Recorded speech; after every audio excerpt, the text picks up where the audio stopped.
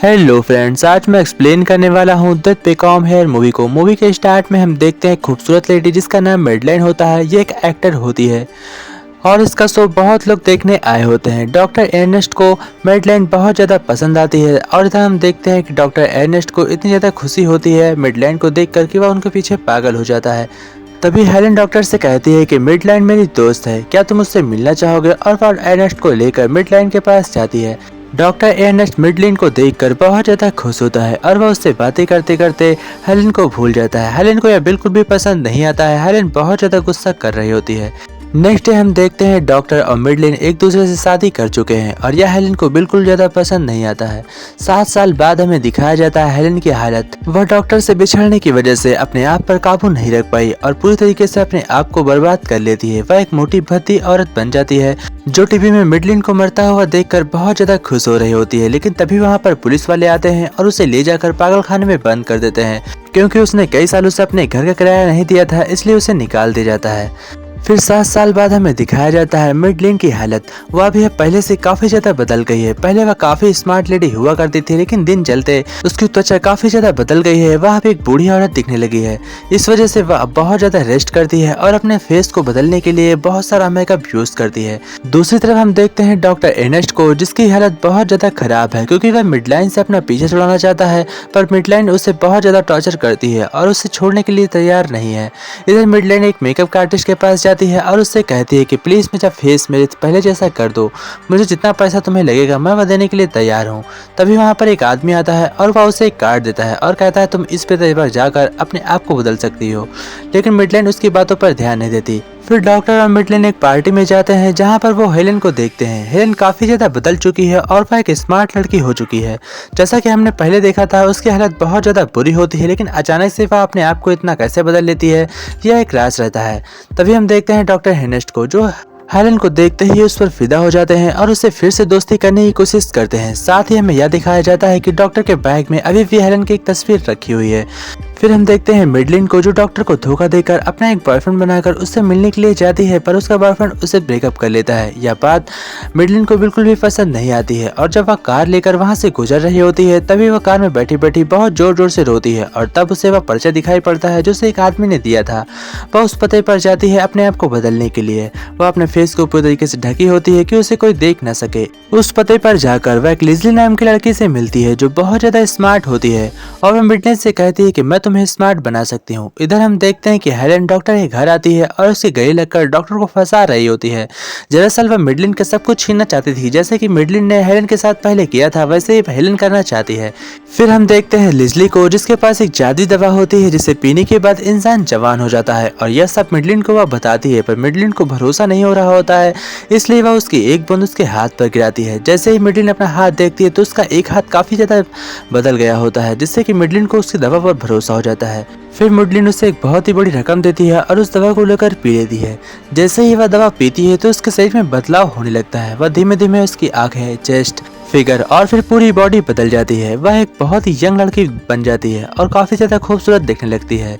इस वजह से वह बहुत ज्यादा खुश होती है और फिर वहां से लौट आती है। इधर हम देखते हैं हेलन को, जो डॉक्टर के साथ रहकर संबंध बनाती है और डॉक्टर से कहती है कि मैं तुम्हारे साथ हमेशा रहना चाहती हूँ और इसके लिए तुम्हें मेडलाइन को मारना पड़ेगा। इसलिए वह उसे एक जहर की बोतल देती है और फिर वहां से चली जाती है। इधर हम देखते हैं जब मेडलाइन अपने घर लौट कर आती है तो डॉक्टर उसे जहर दे देता है और वह बेहोश हो जाती है। फिर डॉक्टर और हेलन मिलकर उसकी कार को पहाड़ से गिरा देते हैं और उसका एक्सीडेंट कराकर उसे जान से मार देते हैं। लेकिन डॉक्टर को बहुत ज्यादा बुरा लग रहा होता है, क्योंकि अभी अभी उसने एक मर्डर किया होता है। इस वजह से वह हेलन से कहता है कि तुम मुझसे दूर रहो। हेलन इस बात से नाराज होकर घर से चली जाती है और तभी रात में हम देखते हैं कि फिर से मेडलाइन घर पर लौट कर आ रही है और पहले से भी ज्यादा स्मार्ट लग रही है। यह देखकर डॉक्टर को समझ में नहीं आ रहा होता है कि यह कैसे हो सकता है। भला जिस लड़की को उसने अभी कल ही मारा है वह फिर से जिंदा कैसे हो सकती है। इसलिए वह उसकी गर्दन दबाकर चेक कर रहा होता है कि वह जिंदा है या नहीं। तभी अचानक से उसका पैर फिसल जाता है और वह सीढ़ियों से गिरकर बुरी तरीके से घायल हो जाती है। जब वह सीढ़ियों से नीचे गिरती है तो हम देखते हैं उसकी सारी हड्डियां टूट जाती हैं और डॉक्टर को अब बहुत ज्यादा बुरा लग रहा होता है। वह सोच रहा होता है कि मुझे दोबारा मौका मिला था और मैंने फिर से वैसा ही कर दिया। इसलिए वह फिर से हेलन को कॉल करता है। हेलन से कहता है कि मैंने अभी अभी फिर से मेडलाइन को जान से मार दिया है। लेकिन हम देखते हैं डॉक्टर जब हेलन से बात कर रहा होता है तभी मेडलिन उसके पीछे से चल कर आती है, जिसकी गर्दन अब पूरी तरीके से घूमी हुई है और उसकी बॉडी अजीब ढंग से जुड़ चुकी है। यह देखकर डॉक्टर को काफी ज्यादा डर लग जाता है क्योंकि उसकी बॉडी किसी भूत जैसी लग रही होती है। इसीलिए वह उसे लेकर डॉक्टर के पास जाता है और उसका चेकअप कराता है। डॉक्टर मेडलिन को जब चेक कर रहा होता है तो वह देखता है कि उसका दिल धड़क नहीं रहा है, उसकी बॉडी पूरी तरीके से ठंडी पड़ चुकी है और थर्मामीटर में 0 सेल्सियस डिग्री देखकर वह काफी ज्यादा डर जाता है और डॉक्टर से कहता है कि तुम्हारी बीबी मर चुकी है। और तभी बात करते करते डॉक्टर बेहोश हो जाता है।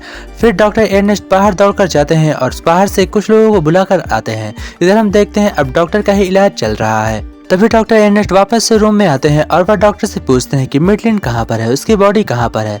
वह डॉक्टर उसे बताता है कि मेडलिन अब एक मुर्दा घर में रखी हुई है। तभी वह जाकर मेडलिन को बाहर निकालता है और देखता है कि वह मुर्दा घर में भी सही सलामत है, उसकी बॉडी पूरी तरीके से सही हो चुकी है। वह इसका रहस्य पूछता है कि तुम्हारे साथ ऐसा क्यों हो रहा है, लेकिन वह लड़की उसे कुछ भी नहीं बताती। फिर डॉक्टर मेडलिन को लेकर घर आ जाते हैं और इधर हम देखते हैं कि हेलन भी उसी घर में जबरदस्ती छुप कर घुस आती है। इधर हम देखते हैं डॉक्टर एर्नेस्ट मेडलिन के लिए काफी अच्छी दवा बनाकर उसकी बॉडी पर लगा रहा है, जिससे कि उसकी बॉडी काफी ज्यादा यंग दिखने लगे और वह पहले से भी ज्यादा खूबसूरत दिखने लगे, क्योंकि उसकी बॉडी पर एक पतली परत चढ़ाता है जो पूरी केमिकल की होती है और वह काफी ज्यादा खूबसूरत दिखने लगती है। तभी वहां पर हेलन आ जाती है और हेलन डॉक्टर से कहती है कि तुमने उसे मारा या नहीं मारा। यह सुनकर मेडलिन सीढ़ियों से नीचे उतरती है और वह हेलन से कहती है कि अब तुम्हें कोई भी नहीं बचा सकता। तभी वह एक शॉट गन लेकर आती है और वह हेलन को शूट कर देती है। हेलन जाकर पानी के अंदर गिरती है और उसकी बुरी हालत होती है, उसके शरीर से बहुत ज्यादा ब्लड निकल रहा होता है। यह देखकर डॉक्टर एर्नेस्ट काफी ज्यादा डर जाता है और वह मेडलिन से कहता है कि मुझे प्लीज यहाँ से जाने दो। पर मेडलिन डॉक्टर को धमकाती है और उससे कहती है कि इस बॉडी को ठिकाने में मेरी मदद करो, वरना मैं सब कुछ जाकर पुलिस को बता दूंगी।